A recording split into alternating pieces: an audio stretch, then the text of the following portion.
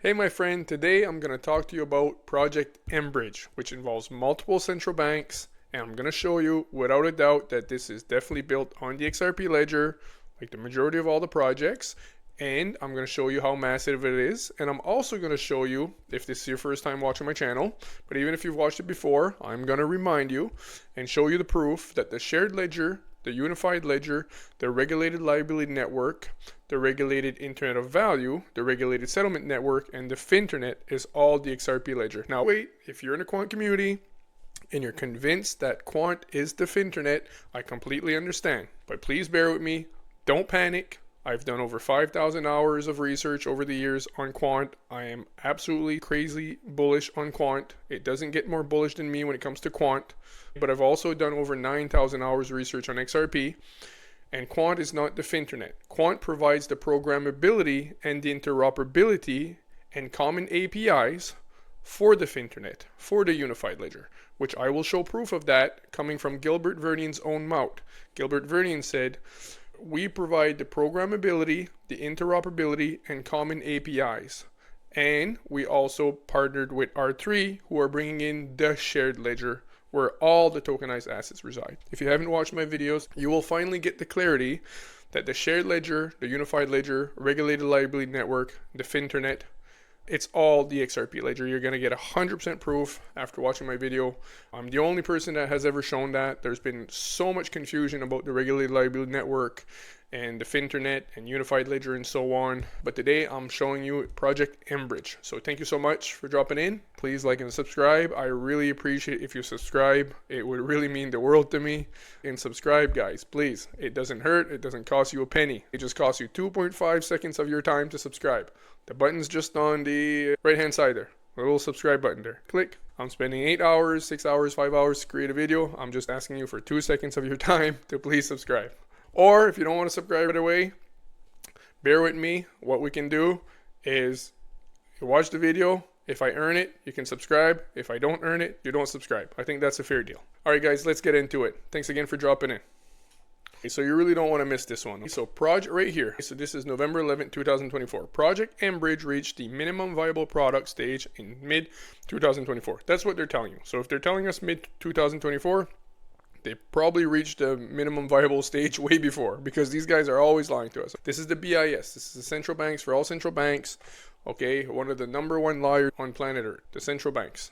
All right, so Project Enbridge reached a minimum viable product stage in 2024. The project aimed to explore, this is BS again, BS coming from the BIS. They're not exploring. They know it works. They know they can put CBDCs on DLT, distributed ledger technology. They know it works. They've been testing for years. It's already half implemented. So when they say they're exploring, this is BS. This is complete BS. If any of you own a big farm with 1,000 cows, you don't have as much BS on your farm than you have coming from the BIS. The BIS has more BS than your farm has.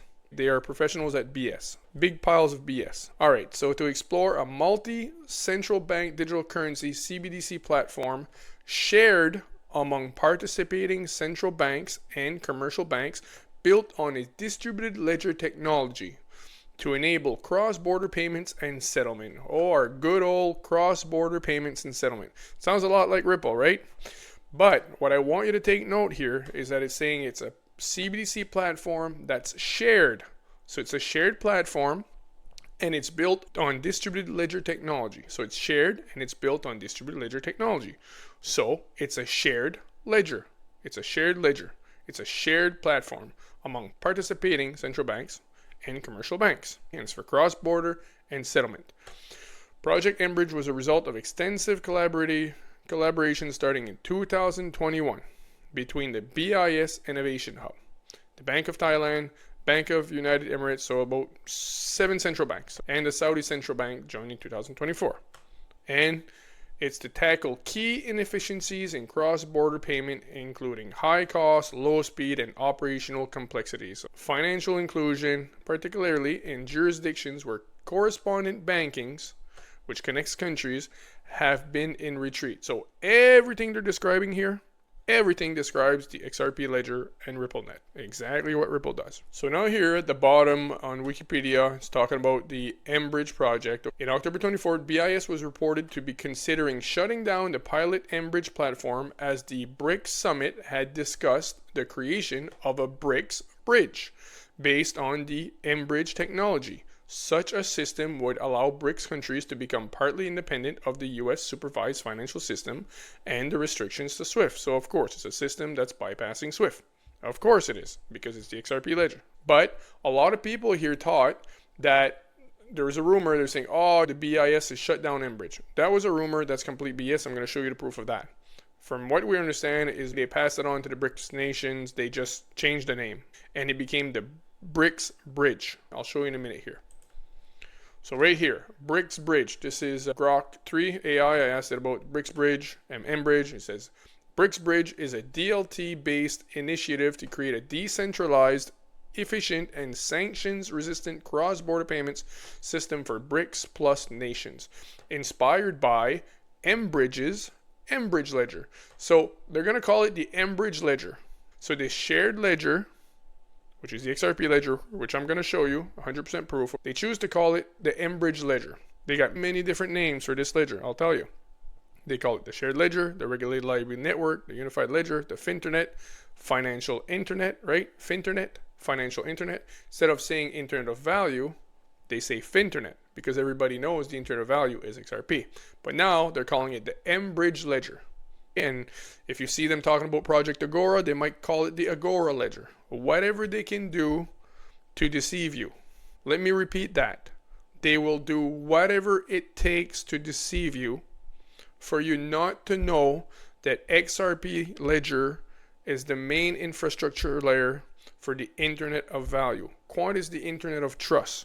So please bear with me. If you're in a Quant community and you hear me saying that XRP is the infrastructure layer for the Internet of Value and the Finternet, do not panic. Quant is even bigger because Quant is the Internet of Trust. There's nothing bigger than Quant. You can trust me on that one. You can go, if you don't think that I'm stupidly, crazy, ridiculously bullish on Quant, just go watch my Q&T playlist, please. On my YouTube channel, I have a Q&T playlist. Go watch that and you'll see how crazy bullish. There's no word for how bullish I am on Quant. I've done thousands and thousands of hours of research on Quant. And you'll see that, I think, if you go watch my YouTube videos, my playlist for Q&T. So again, Quant's the Internet of Trust. XRP is the Internet of Value. I say that because the people in Quant community that haven't watched my videos yet, some in the Quant community, those who haven't researched the XRP Ledger a lot, or XRP, they believe that the Finternet and the Unified Ledger is Quant. They are not realizing that Quant is providing the programmability and the interoperability and the custom APIs for the Unified Ledger, Shared Ledger, Regulated Liability Network, and the Finternet.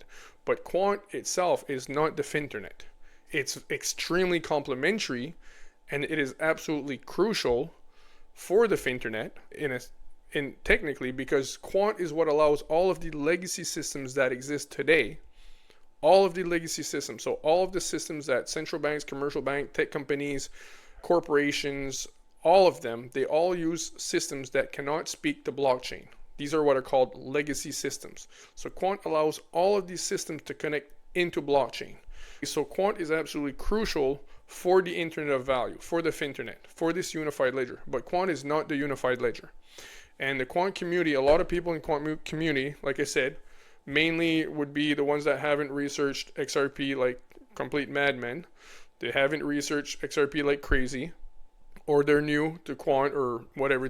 Or if they haven't watched my videos, they believe that the Finternet and the Unified Ledger is Quant.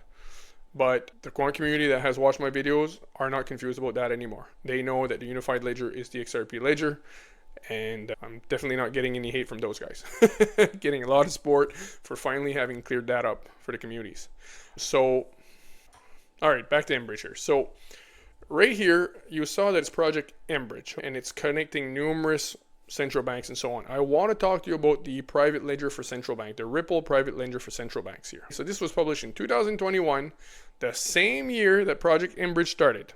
Isn't that interesting? Because if you look here, It said it was started in September 2021, right up here. The Bank for International Settlements, in collaboration with Thailand, Hong Kong, China, blah, blah, blah, blah. A report regarding the second phase of Project Enbridge. And this is where James Wallace of Ripple announced that they had created a Ripple Pilot. Ripple pilots a private ledger for central banks launching CBDCs. So Ripple has a private, I'll just read this actually, it'll be better. This is 2021 that they announced it. Now they've had it for a few years before, I'm sure. They're telling you about it in 2021. But they've had it for years likely, because they're always like years ahead of what they tell you. So Ripple is piloting a private version of the public open source XRP Ledger that provides central bank a secure, controlled, and flexible solution for the issuance and management of digital currencies. With over 80% of central banks, it's 95% now, but with over 80% of central banks actively exploring some form of sovereign-backed currency, new CBDCs are bound to emerge. Blah, blah, blah. Complete BS. There's 95% of central banks right now, if not 99, are working on CBDCs. I could show you that from the Atlantic Council. I'll show you that someday. Don't want to make this video too long. What people need to understand is Ripple has a private ledger, it's a public version. It's a private version of the public open source XRP Ledger. So it's a private version of the public XRP Ledger. It has all the features that the public XRP Ledger has, and it's connected to the public ledger via the interledger protocol. It's still connected to the public ledger via the interledger protocol. So here at the bottom here, this is what a lot of people miss. Right at the bottom of this article, same article, it says, Ripple is saying, and we're just getting started. We are also working on a fresh approach where central banks will be able to join a network of CBDC ledgers. A network. Sounds like a shared ledger, right? To join a network of CBDC ledgers that enables full settlement interoperability while allowing each member to retain their monetary and technological independence. We believe this will be a game changer for central banks and are excited to release more details on how it works very soon. Isn't that interesting? Isn't that interesting? A network, they're working on an approach where central banks will be able to join a network of CBDC ledgers. Wow, that's really interesting. Sounds like Mbridge to me. Numerous central banks all connecting together. We'll read a small post here. Shout out to Smoke Dog. All right. Yes, Project Enbridge has been rebranded to BRICS Bridge.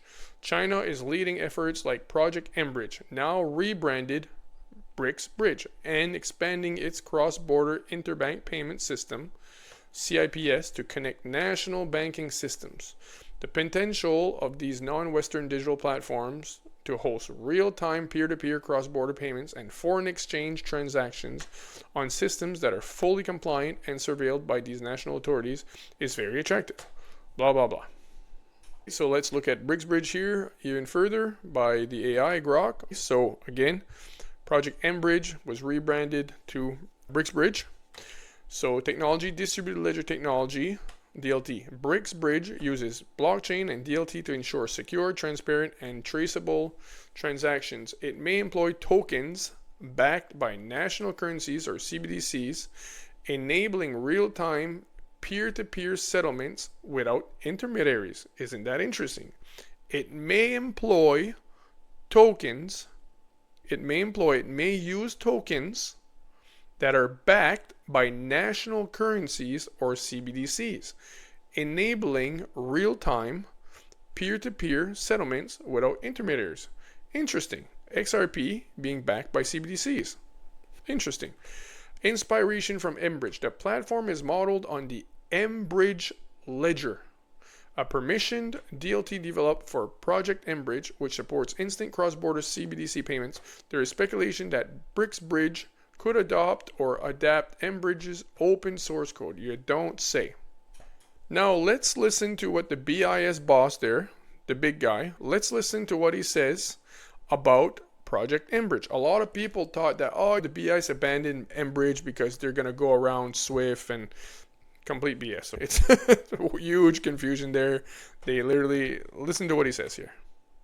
yesterday, like, why is BIS ditching this? And the BIS has made it. And shout out to Brad Kimes here. Digital Perspective, shout out to Brad Kimes. I'm really looking forward to be on your show. Brad, if you're listening to this, my friend, you asked me to contact you. I contacted you, tried to reach you. I would love to be on your show, man. I appreciate the invite so much.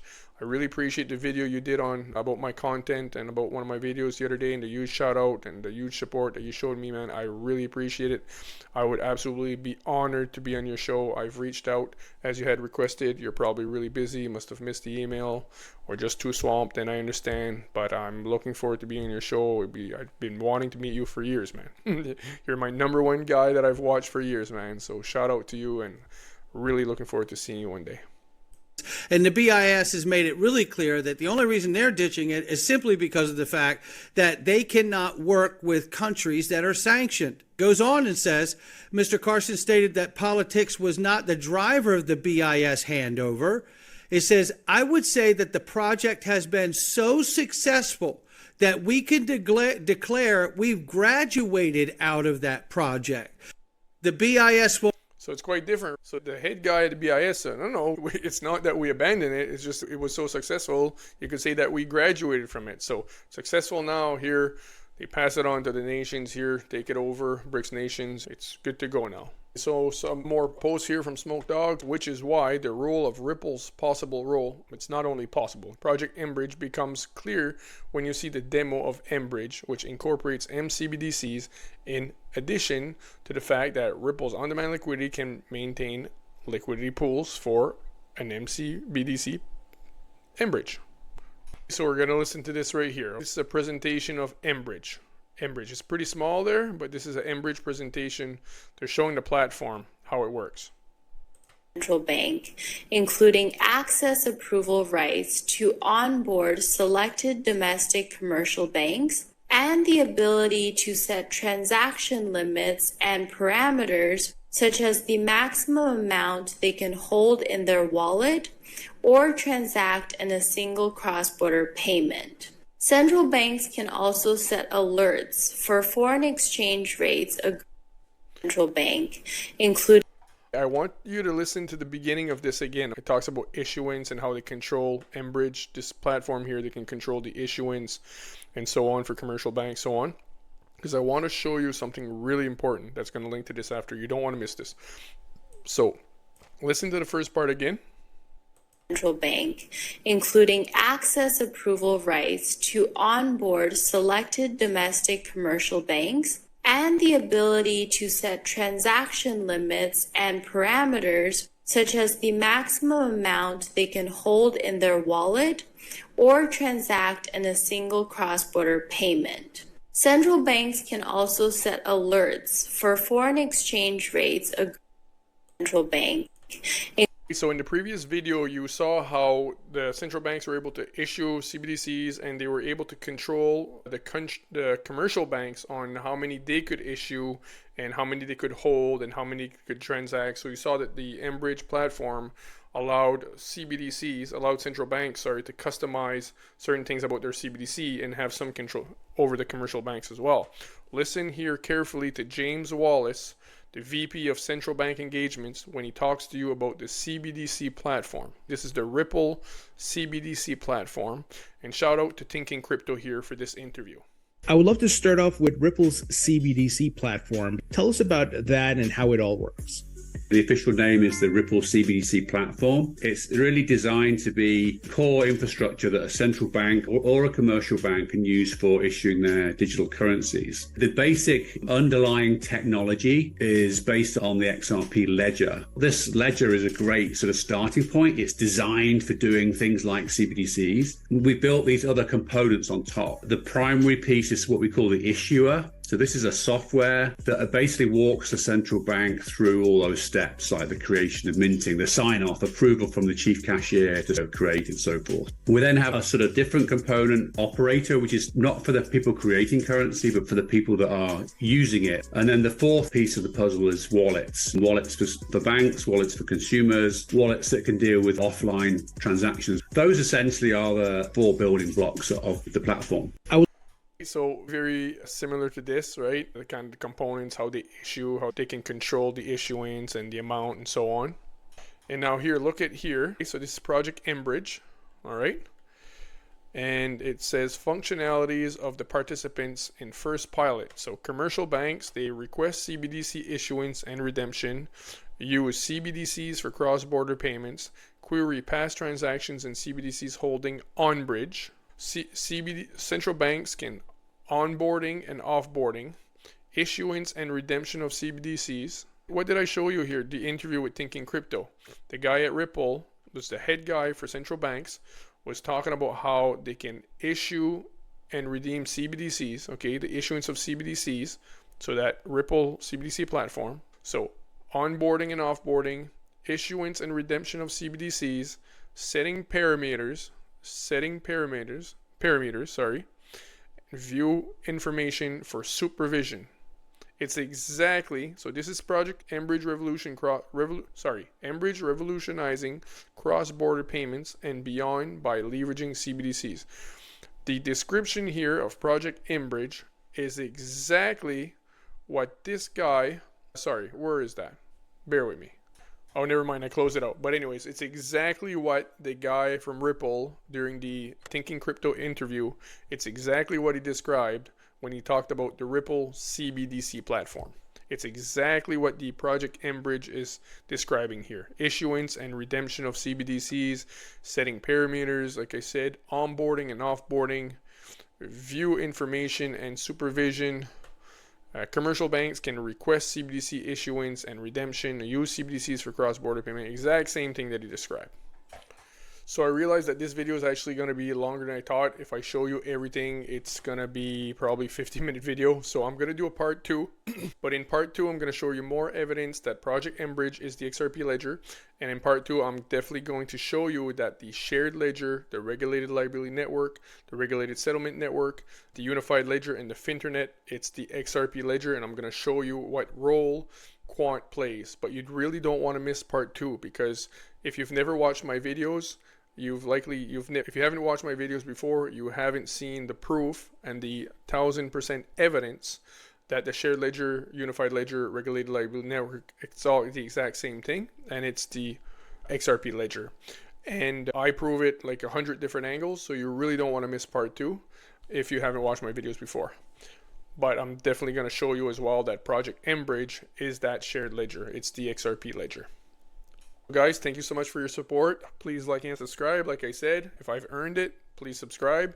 And if I haven't earned it, please subscribe anyways. Please subscribe. I really appreciate it. Just 2 seconds, subscribe. Did you subscribe yet? Oh my goodness. I'm just going to keep harassing you guys until you subscribe. All right, so that's it, guys. Thank you so much for your support. Thank you so much for the kind comments. It's been amazing. I love you guys. Have a great day, great night, great evening, wherever you are, and I see you guys soon. Thank you.